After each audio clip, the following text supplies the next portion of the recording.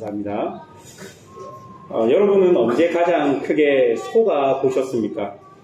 속는다는 것은 다른 사람의 거짓말을 진짜처럼 참말로 아는 것을 속는다라고 이야기합니다.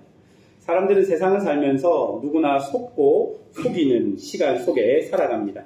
작게는 TV 속 가대 광고를 통해 속기도 하고, 크게는 아주 고약하게 속아서 정신과 재산상에 큰 데미지가 올 때도 있는 것 같습니다. 여러분, 사람들은 왜 속을까요? 딱히 이런저런 이유 때문에 속는다라고 말할 수는 없지만 아마 사람이기 때문에 속는 것이 아닐까라고 생각해 봅니다. 이 세상을 살아가면서 그 누구도 단 한 번도 속지 않은 사람이 없을 것입니다. 똑똑해서 안 속고 멍청해서 속고 이런 것은 아니겠죠. 이유와 어찌되었든 사람이기 때문에 속는 것일 것 같습니다. 얼마 전에 새벽기도 본문이었던 예레미야서를 보면 남유다 사람들의 모습들이 나오는데요. 참 선지자가 있고 거짓 선지자가 나옵니다. 그런데 보통 사람들은 참 선지자 말을 잘 들을 것 같은데요. 참 선지자보다는 거짓 선지자들의 말을 더 신뢰하는 장면들이 예레미야서에 많이 기록되어 있었습니다. 이렇게 거짓 선지자들의 말에 속다 보면 결국은 그들은 하나님을 잊어버리게 되는 것이죠. 그런데 여러분, 이 예레미야서의 이런 장면들을 보면서 놀랬던 것은 거짓 선지자들의 말이 딱 봐도 알 것 같은 거짓말이 아니라 영적인 눈으로 보지 못하면 그 말이 거짓인지 참인지 구분하기 어려울 정도로 애매했다는 것입니다. 또한 그 시대 대부분의 사람들이 그 거짓말을 참말인 줄 알고 따랐기 때문에 그것을 분별해낸다는 것은 아주 어려운 일이었던 것 같습니다. 여러분, 이처럼 참과 거짓을 분별해서 속지 않는다는 것은 참 어려운 일처럼 보입니다. 오늘 우리가 읽은 본문이었던 이 야고보서는 흩어져 있는 교회에게 보낸 편지입니다. 흩어져 있다는 것은 우리처럼 이주민으로서 살고 있다는 뜻입니다. 여러분, 이주민은 거기에 정착하기 위해서 여러 가지 어려움을 경험하게 되는 것이죠.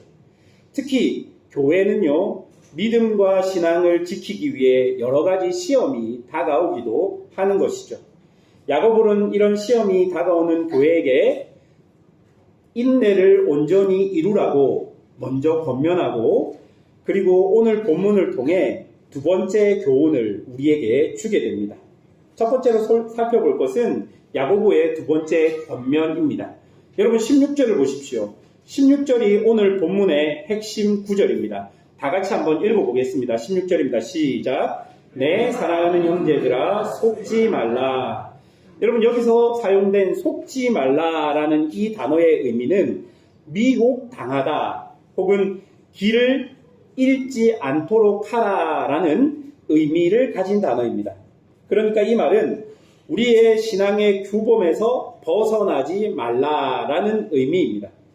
이주민으로 살면서 다가오는 여러 가지 핍박과 유혹 등의 그 속에서도 나의 신앙을 잘 지키며 살아가라는 말이 이 속지 말라라는 이 단어 안에 포함된 의미인 것이죠. 이런 명령을 우리는 잘 지키고 싶습니다. 그런데 사실 시험이 다가오면 내 신앙을 지키며 사는 것이 결코 쉽지 않은 것이죠. 여러분, 우리가 시험을 당했을 때 한번 생각해 보십시오. 그것이 어떤 종류의 시험이든지 교회를 다니는 사람에게 시험은 우리의 정신과 우리의 육체를 매우 힘들고 피곤하게 만들고 점점 더 약해지게 만드는 것이죠.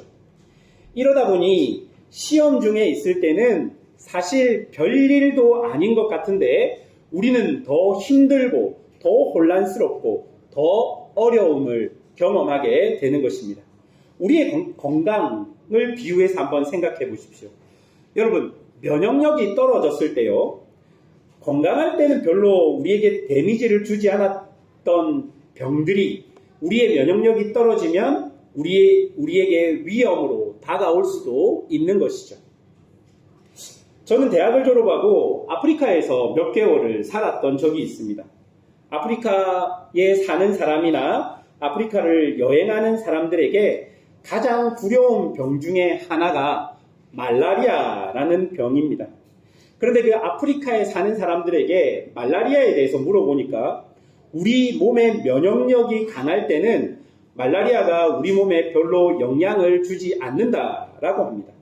하지만 감기나 체력 저하 등으로 우리의 면역력이 약해지면 그 말라리아의 병세가 우리 몸에 직접적인 데미지를 준다고 하는 것이죠. 이처럼 시험 등으로 우리의 영적인 면역력이 약해져 있을 때 우리는 평상시보다 쉽게 속게 되는 것입니다. 이렇게 속게 되면 우리의 분별력이 흐려지고 그렇게 분별력이 흐려진 상태에서 극심한 시험의 기간이 지속되다 보면 결국 우리 마음에 드는 생각은 하나님께서 내게 왜 이러실까? 혹은 하나님께서 이런 시험도 막지 못하시나? 하나님도 별 수 없네 라는 이런 말들이 우리에게 나오게 되는 것이죠. 여러분, 분명히 야고보는요, 시험을 인내하고 견디는 자에게 주께서 자기를 사랑하는 자에게 약속하신 생명의 면류관을 주시겠다라고 12절에서 분명히 말하고 있는데, 극심한 시험 가운데 있는 사람들은 이 말씀이 자신에게 직접적으로 다가오지 않고 오히려 하나님에 대해 오해하거나 시험에 속게 되어서 자신의 신앙으로 가야 하는 길을 잊어버리게 되는 것이죠. 우리가 두 번째로 살펴볼 것은 속임수의 정체입니다. 여러분, 우리가 시험 당할 때 우리는 하나님을 오해하게 되는데요. 13절 여러분이 한번 보십시오. 13절을 보면 내가 하나님께 시험 받는다라는 말을 하고 있습니다.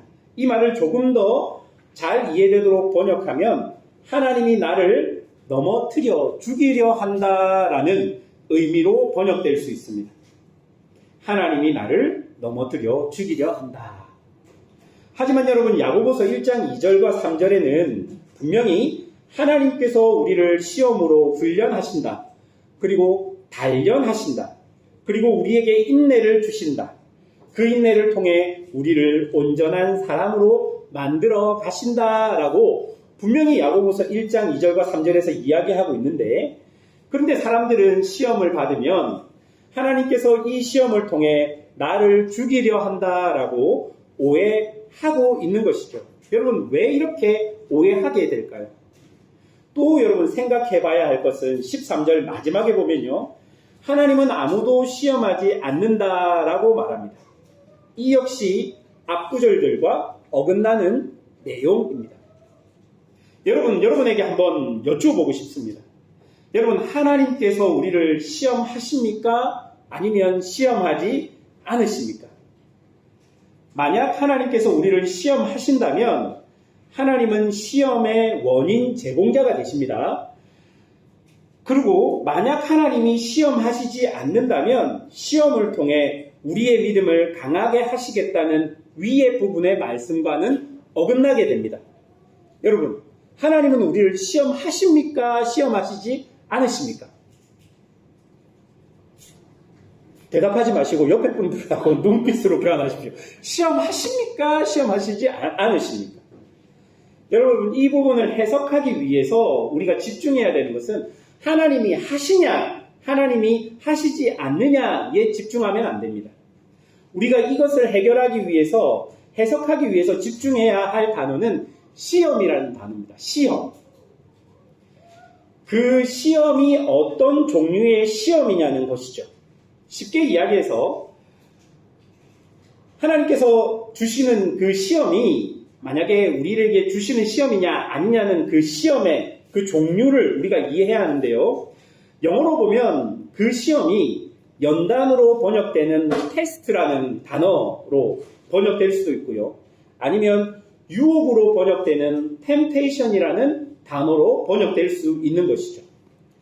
성경에 나오는 시험은 크게 이렇게 두 가지로 구분되어 있습니다. 하나님께서 우리를 연단하여 우리의 믿음을 장성한 분량까지 만들어 가시는 시험이 있습니다.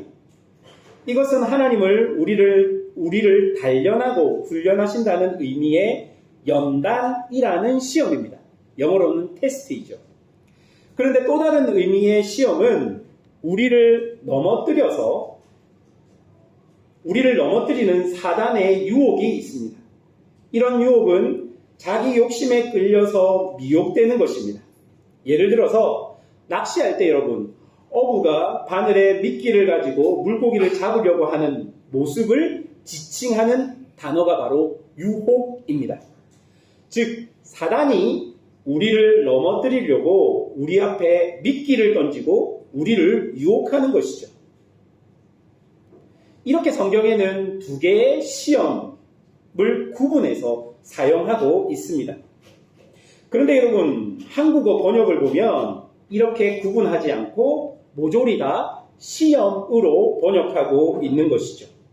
그래서 우리가 헷갈리게 되는 것입니다.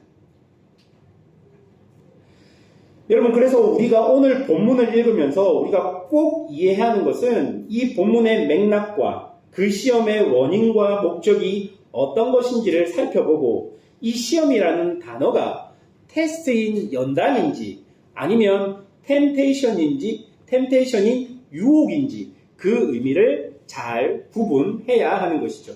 그럼 여러분 한번 생각해 보십시오. 우리가 저번 주에 설교 들었던 1장 3절에 나온 믿음의 시련이라는 단어는요, 테스트일까요? 템테이션일까요? 테스트죠. 테스트로 영어 번역에 보면 나와 있습니다. 맥락을 보면요, 하나님이 이 시련을 통해 우리에게 인내를 주시고 또 우리를 온전하게 하십니다. 그러니 여기서 시련은 테스트라는 의미를 가지고 있죠. 그런데 여러분, 오늘 본문 13절에 보십시오. 하나님께 시험을 받는다 하지 말지니의 시험은 어떤 의미의 시험이겠습니까? temptation이라는 단어를 사용하고 있습니다. 그리고 13절 마지막에도 친히 아무도 시험하시지 아니하시느니라의 시험도 temptation입니다. 사랑하는 여러분, 하나님은 우리를 넘어뜨려서 죽이려고 우리를 시험하는 분이 아니라는 말을 야고보는 하고 있는 것이죠. 하나님은 우리를 멸망시키기 위해 우리에게 시험을 주시는 분이 아니라는 그 말입니다. 그런데도 우리는 시험을 당할 때마다 하나님이 나를 죽이려고 하시는 것은 아닌지, 하나님이 나를 사랑하지 않는 것은 아닌지 라고 하나님을 오해하며 사단에게 속고 있는 것이죠. 그렇다면 여러분, 이런 유혹, 연단이 아닌 유혹의 시험은 어디서부터 올까요? 14절과 15절입니다. 우리 함께 읽어볼까요? 14절, 15절입니다. 시작. 오직 각 사람이 시험을 받는 것은 자기 욕심에 끌려 미혹됨이니 욕심이 잉태한 즉 죄를 낳고 죄가 장성한 즉 사망을 낳느니라. 여러분, 14절에서 우리를 유혹하는 시험은 자기 욕심에 끌려 온 것이라고 말하고 있습니다. 여기서 사용된 욕심이라는 이 단어는 원래 가치 중립적인 단어입니다. 어떤 부정적인 욕심을 의미하는 것이 아니라 하나님께서 우리에게 주신 인간의 본성을 의미합니다. 다시 말해서 식욕, 성욕, 그리고 명예욕, 사랑받고 싶어하는 이런 건강한 욕구들을 욕심이라는 단어로, 욕구라는 단어로 표현하고 있는 것이죠. 이런 욕구 자체는 죄가 아닙니다, 여러분. 인간이 가지고 있는 그런 욕구 자체는 죄가 아니에요. 그런데 문제는 이 가치 중립적인 이 욕망과 욕구, 욕심들이 우리의 타락한 본성에 의해서 이 타락한 세상 속에서 그 욕구와 열정의 방향과 목적이 너무나도 잘못되기 쉽다라는 것입니다. 그래서 우리 욕심이 우리에게 덫이 되어서 우리를 미혹하게 되고 이것이 우리에게 유혹적인 시험으로 다가오게 되는 것입니다. 여러분, 14절에 미혹하다라는 이 단어, 욕구가 잘못된 대상을 향해 잘못된 방향으로 가서 그 주변에 머물러 있다가 결국은 덫에 걸리는 모습을 의미하는 단어입니다. 여러분 예를 들어 보십시다.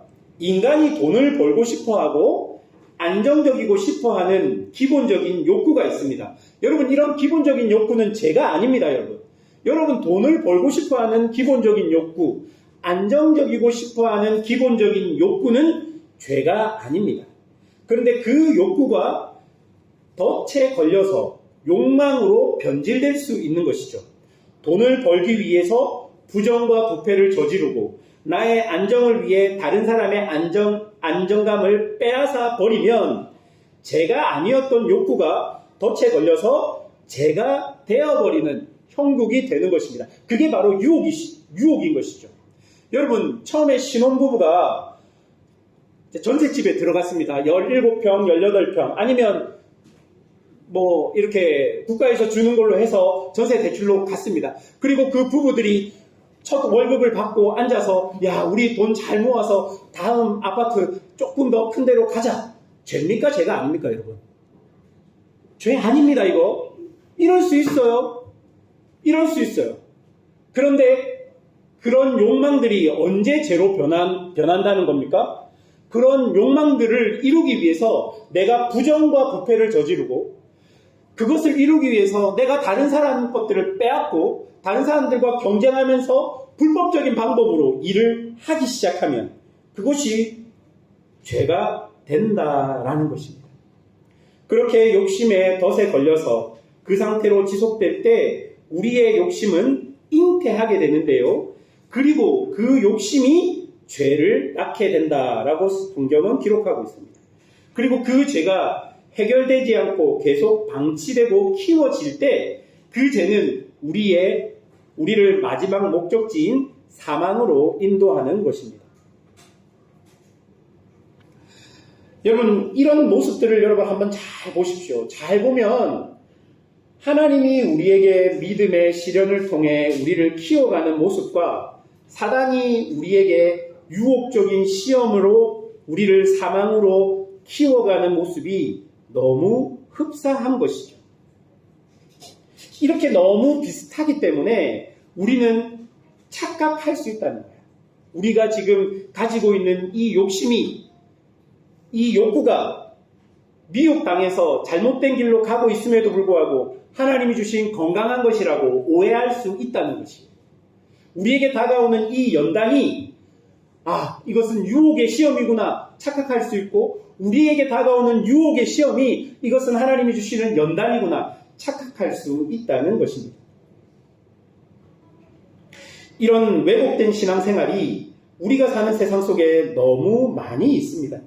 그래서 바울 선생님은 고린도후서 11장 14절에 사단도 자기를 광명의 천사로 가장한다라고 말합니다. 사랑하는 여러분, 신앙생활이 여러분에게 돈과 명예를 욕망적으로 따르도록 만들면 그것은 지금 여러분이 광명의 천사처럼 위장하고 있는 사단에게 속고 있다는 것을 기억하십시오. 우리의 신앙생활이 다른 사람을 인정하지 못하고 무시하고 사랑하지 못하고 시기하고 질투하는 곳으로 우리를 인도하고 있다면 그것은 죄송하지만 신앙생활이 아닐 가능성이 높은 것이죠. 여러분 우리의 신앙이 우리를 좁은 길이 아닌 넓은 길로 하나님과 이웃을 사랑하고 섬기는 불편하고 어려운 길이 아닌 나 혼자 잘 살고 만족하는 길로 인도하고 있다면 지금 우리는 속고 있다는 것을 기억해야 하는 것이죠. 여러분의 기도와 여러분의 신앙이 어디를 향하고 있는지 말씀 속에서 솔직히 자신의 모습을 한번 살펴보아야 할 것입니다. 믿음의 시련은 우리에게 인내를 주지만 욕망적인 유혹은 우리에게 사망을 줍니다. 그렇기 때문에 우리는 우리의 신앙이 어디를 향하고 있는지 어떤 시험 속에 있는지를 고민하며 진지하게 하나님 앞에 서 있어야 하는 것이죠. 우리의 원수 사단은 끊임없이 우리를 속이고 미혹시킬 것입니다. 그리고 그 과정을 통해 우리의 신앙을 변질시켜 나갈 것입니다. 여러분 이런 시간이 지속되면 지속될수록 우리는 하나님을 오해하고 하나님을 잊어버리게 될 것입니다. 그렇게 되면 우리는 하나님을 섬긴다고 하지만 실상은 내 욕망을 섬기는 어처구니 없는 상황에 빠지게 될 것이고 그것이 바로 우상 숭배일 것입니다. 그래서 야고보는 우리에게 뭐라고 이야기합니까? 속지 말라라고 권면합니다. 너희에게 시험이 다가오면 그것이 모든 것이 하나님이 너희를 연단해서 너희를 훈련하는 시험이 아닐 수도 있어. 너희의 욕망을 자극하는 사단이 너희를 유혹하는 시험일 수 있어. 잘 분별해. 속지 마. 지금 그렇게 우리에게 이야기하고 있는 것이죠. 세 번째로 우리가 살펴볼 것은 속임에서 이기는 법입니다. 여러분 17절, 18절을 여러분 한번 보십시오. 17절, 18절 우리 함께 읽어보도록 하겠습니다. 시작! 온갖 좋은 은사와 온전한 선물이 다 위로부터 빛들의 아버지께로부터 내려오나니 그는 변함도 없으시고 회전하는 그림자도 없으시니라. 그가 그 구조물 중에서 우리로 한 천 열매가 되게 하시려고 자기의 뜻을 따라 진리의 말씀으로 우리를 낳으셨느니라. 아멘. 야고보는 지금 흩어져 있는 교회들, 미혹이 넘치고 분별이 되지 않는 상황 속에서 그들에게 하나님이 어떤 분이신지를 소개합니다. 왜 그럴까요? 그들이 하나님을 분명히 아는 것이 그들이 처한 상황 속에서 그 악한 것들에게 속지 않는 유일한 방법이기 때문입니다. 여러분, 야고보는 17절에서 하나님을 모든 좋은 것을 주시는 분이라고 말하고 있습니다. 즉, 세상은 주면서도 그 받는 사람들을 망하게 하는 것들이 있지만 하나님은 풍성히 주시면서 그 사람을 복되고 선하고 아름답게 하신다는 뜻입니다. 그리고 야고보는 하나님이 모든 온전한 선물을 위로부터, 즉 하늘로부터 우리에게 내리는 분이라고 설명하고 있습니다. 또 야고보는 하나님은 절대로 변하지 않는 분이라고 우리에게 설명하고 있습니다.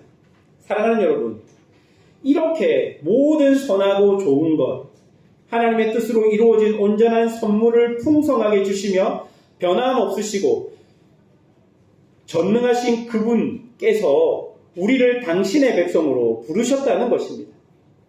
우리가 어떻게 이런 하나님을 알 수 있고 그 하나님의 은혜를 경험할 수 있겠습니까?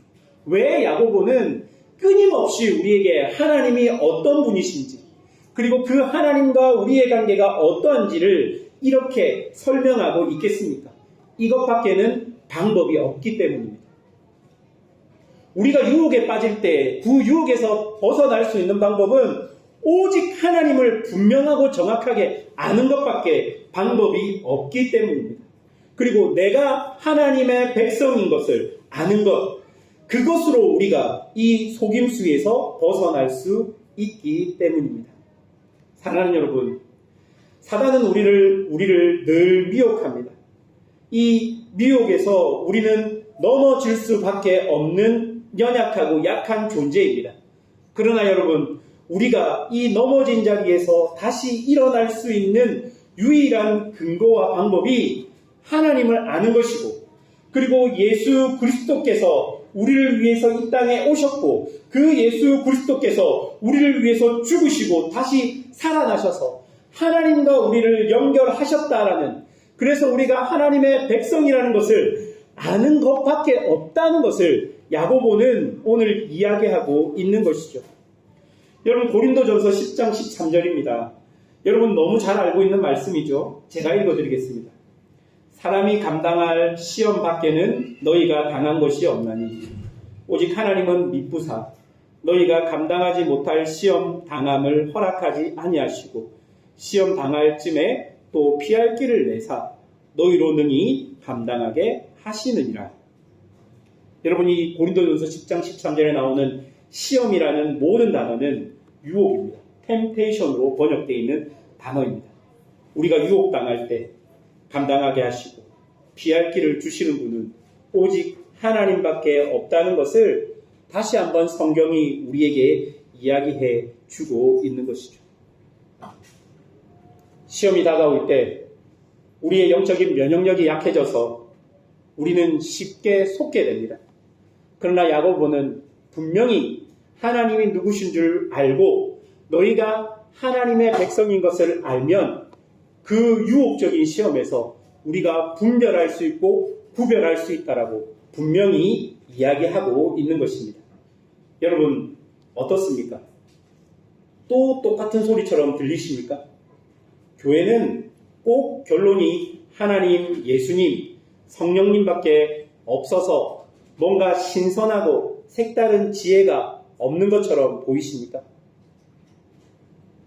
속지 말라라고 야고보가 이야기하면 야고보쯤 신앙이 좋은 교회 선생님은 또 조금 더 실천적이고 또 색다른 지혜로운 대답을 들려주실 줄 알았지만 또 결국은 하나님 이야기고 예수님 이야기고 성령님 이야기입니다. 또 결국은 하나님의 말씀인 성경을 붙들고 하나님이 누구신지 예수님이 누구신 줄 알고 그분의 말씀을 붙들라는 똑같은 결론을 야고보 사도 역시 맺고 있는 것입니다. 여러분 어떡합니까? 성경 어디를 찾아봐도 우리에게 지속적으로 말하고 있는 것은 이것밖에 없습니다. 말씀을 읽고 말씀을 듣고 말씀을 묵상하고 그 말씀을 적용해서 실천하면 어려워도 넘어져도 포기하지 말고 다시 일어나서 하나님을 의지하라. 그리고 그렇게 살아가라. 여러분 그게 전부입니다. 그래서 저는 목사로서 여러분에게 똑같이 권면합니다. 사랑하는 여러분, 신앙생활을 하는 것은 하나님을 조금씩 더 깊이 알아가는 것입니다.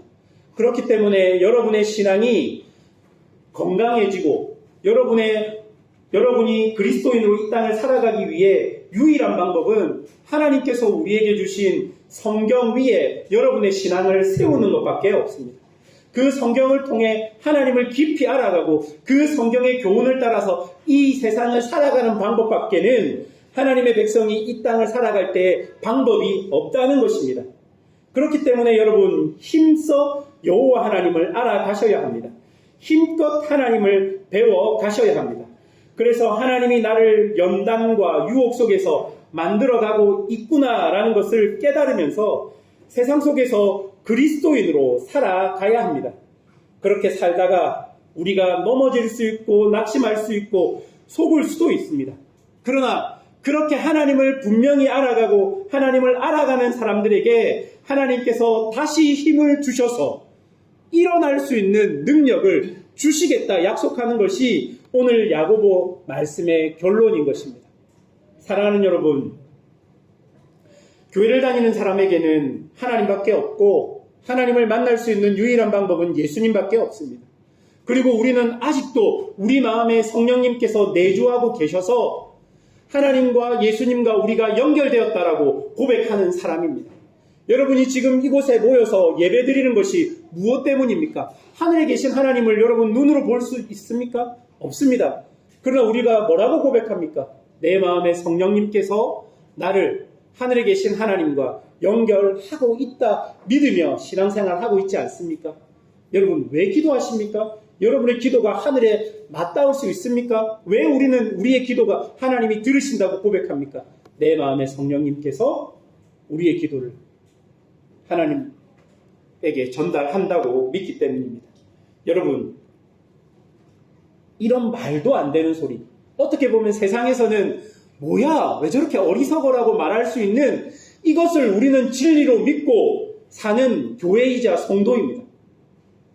그리고 성경에서는 이것이 유일한 방법이라고 우리에게 이야기하고 있는 것이죠. 사랑하는 여러분, 이것이 어리석어 보이십니까? 그런데 고린도서에는 분명하게 십자가를 믿는 자들에게는 이것이 유일한 지혜라고 우리에게 이야기하고 있는 것입니다. 사랑하는 여러분, 세상을 살아갈 때 우리에게 오는 여러 가지 환난과 어려움들 이겨내시기 위해서 기독교인들은 기도합니다. 그리고 하나님이 우리와 함께 하심을 믿으면서 그 시간을 보냅니다. 여러분, 도전하고 싶은 것은 지금 그렇게 살고 있지 않은 분들은 그렇게 한번 살아보십시오. 말씀을 의지해서 한번 하나님 앞에 나아가 보십시오. 하나님께서 어떻게 일하시고 역사하는지 경험이 없으신 분들은 다시 한번 하나님 앞에 서 보십시오. 그러면 하나님께서 여러분들이 생각하지 못하는 여러분들에게 놀라운 은혜를 분명히 주시게 될 것입니다. 그것을 믿고 오늘도 하나님 앞에 살아가는 성도들이 되시기를 주님의 이름으로 축원합니다.